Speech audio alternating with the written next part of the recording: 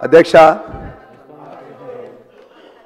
ముఖ్యమంత్రి గారు సంతోషం చాలా తక్కువ వయసులో చాలా అనుభవం సంపాదించేసి అలా ముఖ్యమంత్రి అందరి ఆశీస్సులతో దయతో అయినరు ఖచ్చితంగా.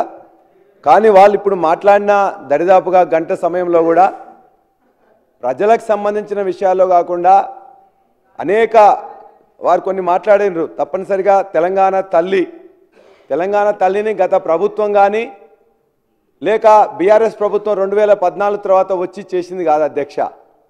ఉద్యమ సమయంలో అనేక మంది శిల్పులు వాళ్ళు తయారు చేసింది తప్ప అది బీఆర్ఎస్ పార్టీ లేకపోతే ఆనాడు ఉన్న టీఆర్ఎస్ పార్టీ తయారు చేసింది కాదు. వాస్తవం అది. మేము చెప్పడానికి వినకపోతే మీరు ఓకే మీకు తెలియదు కాబట్టి చెప్తున్నాం. ఉద్యమ సమయంలో ఎక్కడున్నారండి? ఉద్యమ సమయంలో ఎక్కడున్నారండి? ఇగో